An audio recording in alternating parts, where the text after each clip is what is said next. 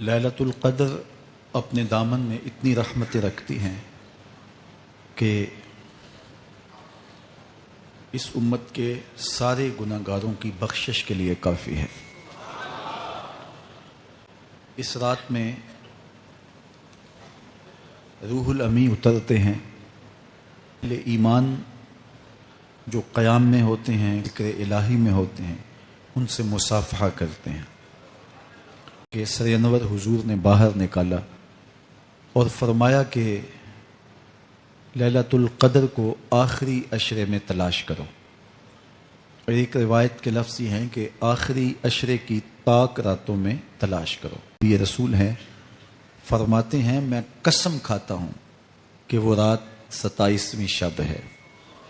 یہ راتیں آتی ہیں اور چلی جاتی ہیں، اور ایک وقت آئے گا کہ یہ راتیں آئیں گی اور ہم نہیں ہوں گے۔ کتنے لوگ ایسے ہیں جو پچھلے سال تھے لیکن آج نہیں ہیں، ان سے گزشتہ سالوں میں تھے آج نہیں ہیں۔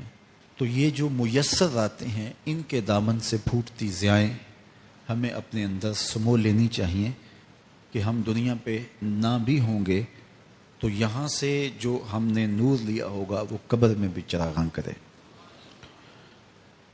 حضور علیہ السلام رمضان المبارک کے آخری عشرے میں کثرت کے ساتھ عبادت کرتے تھے۔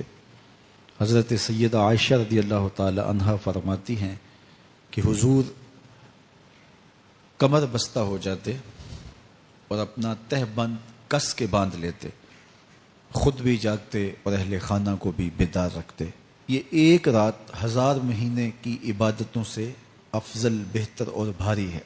تو اس امت کو جب اتنا نوازا گیا ہے کہ ایک ایک رات اتنی برکتوں کی حامل عطا ہوئی ہے، تو پھر ہمیں بہت زیادہ کوشش کر کے برکتیں سمیٹ لینی چاہیے، تاکہ جب ہم اس دنیا سے جائیں تو ہمارے پاس ایک بہت بڑا روشنیوں کا ذخیرہ ہو جو ہماری قبر میں بھی چراغاں کرے، حشر میں بھی روشنی دے، اور ہمیں کہیں بھی اندھیروں کا سامنا نہ کرنا پڑے، چونکہ روشنیاں تو ہم نے یہاں سے لے کے جانی ہیں۔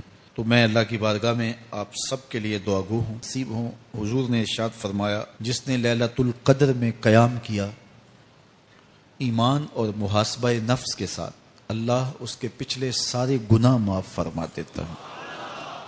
ام المومنین سیدہ عائشہ رضی اللہ تعالیٰ عنہ فرماتی ہیں کہ میں نے عرض کی اے اللہ کے محبوب صلی اللہ علیہ وسلم، اگر میں لیلۃ القدر کو پا لوں تو مجھے پھر کیا دعا مانگنا چاہیے؟ تو حضور نے ارشاد فرمایا اگر تم لیلۃ القدر پا لو تو یہ دعا مانگو، اللہم انک عفو تحب العفو فاعف عنی، اے اللہ تو معاف کرنے والا ہے، معاف کرنے کو پسند کرتا ہے، میرے معاملات سے درگزر فرما۔